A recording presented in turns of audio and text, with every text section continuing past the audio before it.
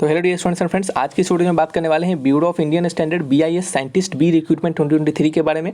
तो आपको बता दें कि BIS ने साइंटिस्ट बी के रिगार्डिंग नए वैकेंसी को जारी किया है। इसमें आपका एज लिमिट क्या होगा, एजुकेशन क्वालिफिकेशन क्या रखे गए हैं और यहाँ पे जो आपका सिलेक्शन होगा वो बिल्कुल इंटरव्यू के बेसिस पे होगा। कोई भी रिटन एग्जामिनेशन नहीं कंडक्ट करवाया जाएगा, सिर्फ आपके इंटरव्यू के बेसिस में ही सिलेक्शन होगा। यहाँ पे आपको सैलरी कितनी मिलेगी, काम क्या करना होगा, सिलेक्शन प्रोसेस कैसे होगा, सभी तमाम जानकारी यहाँ पे देंगे। तो वीडियो पे बने रहिएगा, कंप्लीट वीडियोज़ को वॉच कीजिएगा। और स्टूडेंट्स सभी दोस्तों भाइयों से ये भी अपील रहेगा कि प्लीज़ वीडियो अच्छा लगे, इन्फॉर्मेटिव लगे तो वीडियो को लाइक जरूर कीजिएगा, चैनल को जरूर सब्सक्राइब कीजिएगा और दोस्तों में भी शेयर कीजिएगा ताकि हमें भी मोटिवेशन मिले, हमें भी अच्छा लगे, ताकि आपको समय पे सटीक जानकारी मिल सके। तो चलिए बढ़ते हैं नोटिफिकेशन की ओर और वहाँ पे जाके सारी जानकारी को आपको देते हैं। तो चलिए स्टूडेंट्स, आप सभी लोग देख रहे होंगे ये आपका क्या है, ऑफिशियल नोटिफिकेशन है जो कि जारी किया गया है bureau of Indian standard BIS के द्वारा। तो यहाँ पे इस नोटिफिकेशन से हम आपको सारी जानकारी को देंगे, तो अच्छे से ध्यानपूर्वक देखते रहिए। सबसे पहले अगर हम बात करेंगे कि आपका जो एप्लीकेशन फॉर्म होगा वो कब से कब तक भरा जाएगा और इसके जो डेट होंगे भरने के वो क्या क्या रखे गए हैं, ठीक है। आप सभी लोग देख रहे होंगे यहाँ पे कि आपका जो एप्लीकेशन फॉर्म है वो 14/10/2023 से लेकर 3/11/2023 तक इस फॉर्म को भरा जाएगा। आप इस फॉर्म को ऑनलाइन के माध्यम से जमा कर सकते हैं और फॉर्म का जो फ़ी है वो कोई भी फीस नहीं लगेगा, 1 रुपये का फीस आपको नहीं देना है, नो फीस है, ठीक है। और सब स्टूडेंट से ये भी बता देंगे कि इसमें जो वैकेंसी है वो किस प्रकार से कैसे किन किन ट्रेड में वैकेंसी निकाला गया है। तो यहाँ पे टोटल 9 वैकेंसी है, बिल्कुल कम वैकेंसी है लेकिन पोस्ट बहुत ही बेहतरीन है। यहाँ पे जो डिसिप्लिन है वो एग्रीकल्चर साइंस है, सिविल इंजीनियरिंग है, इलेक्ट्रिकल इंजीनियरिंग है, टेक्सटाइल इंजीनियरिंग है। कैटेगरी वाइज यहाँ पे वैकेंसी को आप अपने चेक भी कर सकते हैं। टोटल 9 वैकेंसी है और अलग अलग पोस्ट के रिगार्डिंग वैकेंसी को यहाँ से देख सकते हैं। यहाँ पे जो आपका सिलेक्शन होगा वो कैसे होगा, अगर बात करते हैं सबसे पहले एजुकेशन क्वालिफिकेशन की, तो आपका सिविल इंजीनियरिंग इलेक्ट्रिकल इंजीनियरिंग में आपका क्या होना चाहिए, सिंपल आपके पास बैचलर डिग्री होना चाहिए और बैचलर डिग्री के साथ साथ आपके पास गेट का स्कोर होना चाहिए। यदि आपने गेट 2021, 2022, 2023 किसी भी गेट एग्जामिनेशन दिया है, इन तीनों साल में से कोई भी गेट का स्कोर है आपके पास, तो इस फॉर्म को भरने के लिए आप एलिजिबल होते हैं।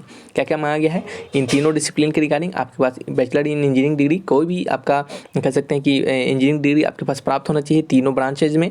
और साथ ही साथ किसी भी साल के 21, 22, 23 में किसी भी साल का आपके पास यदि स्कोर कार्ड है तो आप उसके लिए एलिजिबल होते हैं। आपके पास तीनों साल में से जिस साल में सबसे ज़्यादा स्कोर आया है आप उसी को लगाएंगे ताकि आपको ज़्यादा प्रेफरेंस मिल सके। हम आगे बताएंगे सिलेक्शन प्रोसेस में, तो देखते रहिएगा। एग्रीकल्चर साइंस में रिगार्डिंग आपके पास बैचलर डिग्री होना चाहिए and bachelor degree agriculture and master degree with not less than 60%, ठीक है।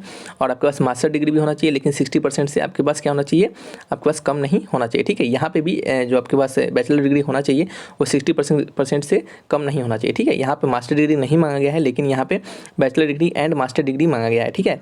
और यहाँ पे समझते हैं कि यहाँ पे आपके पास कोई गेट नहीं मांगा गया है, यहाँ पे गेट के बजाय आपसे मांगा गया है ICAR AICE आपके पास 2023 एग्जामिनेशन पास होना चाहिए, ठीक है, जो कि PhD के रिगार्डिंग है। और SRF PhD ये सभी अगर आपने एग्जामिनेशन को पास किया है तो आप इसके लिए एलिजिबल होते हैं, ठीक है। तो एग्रीकल्चर साइंस के रिगार्डिंग भी आपको समझ में आया होगा। एजुकेशन क्वालिफिकेशन समझने में थोड़ा टाइम लगा होगा लेकिन आपको जानकारी अच्छी मिली होगी। अब एज लिमिट को समझते हैं। एज लिमिट आपका जो है 3/11/2023 से काउंट किया जाएगा और आपका एज जो है वो 30 साल से ज़्यादा नहीं होना चाहिए, ठीक है। 30 साल से ज़्यादा होगा तो आप इसके लिए एलिजिबल नहीं होंगे और जो एज रिलैक्सेशन मिलेगा अलग अलग कैटेगरी में वो यहाँ से आप चेक कर सकते हैं। समझते हैं सिलेक्शन प्रोसेस को। आपका जो सिलेक्शन प्रोसेस होगा वो पहले जो 3 डिसिप्लिन थे जैसे कि सिविल हो गए, इलेक्ट्रिकल हो गए और आपके क्या था एक टेक्सटाइल हो गया, ठीक है। ये 3 था, सिविल, इलेक्ट्रिकल और टेक्सटाइल, सिविल, इलेक्ट्रिकल और एग्रीकल्चर, ठीक है।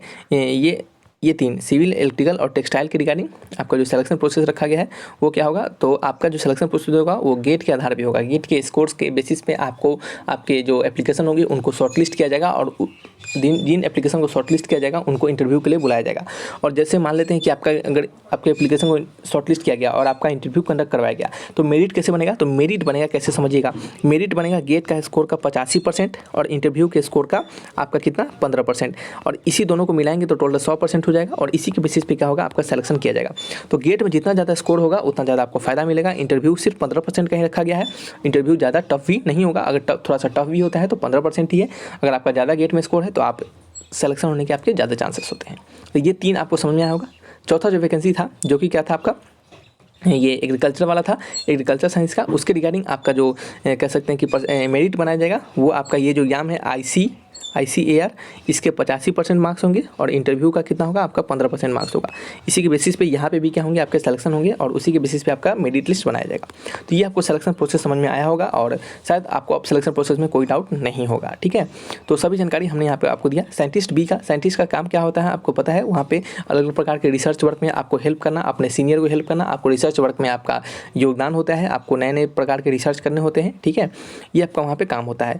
आगे बढ़ते हैं यहाँ पे सैलरी स्ट्रक्चर के बारे में। सैलरी स्ट्रक्चर को समझिएगा। सैलरी जो मिलेगा आपको स्टूडेंट्स वो यहाँ पे देख सकते हैं। ये आपका सैलरी जो होगा वो लेवल 10 का सैलरी होगा, जो कि 1,05,000 के आसपास क्या होगा आपका ग्रॉस पे होगा और इसी पे आपका सैलरी मिलेगा। यानी देख सकते हैं ज्वाइनिंग के टाइम में आपका अप्रोक्सीमेटली 1,05,000 इसमें से कुछ कटेगा, फिर भी आपको 85 प्लस ही आपको इन हैंड सैलरी मिलेगा। ठीक है, तो सैलरी भी बहुत बेहतरीन है। लेकिन यहाँ पे गेट का स्कोर मांगा गया है, गेट कार्ड चाहिए और 3 ब्रांच के लिए और डिफरेंट ब्रांच के लिए ICAR का स्कोर कार्ड चाहिए। ठीक है, तो सभी जानकारी यहाँ पे हमने दी आपको, जो कि इस पर्टिकुलर वैकेंसी के रिगार्डिंग, इस पर्टिकुलर रिक्रूटमेंट के रिगार्डिंग बताई गई है। तो रखते हैं इस वीडियो को यहीं पे, मिलेंगे नेक्स्ट वीडियो में। Thanks for watching. किसी प्रकार का कोई डाउट हो तो हमसे आप कमेंट बॉक्स से लिखकर पूछ सकते हैं। तब तक के लिए बाय बाय।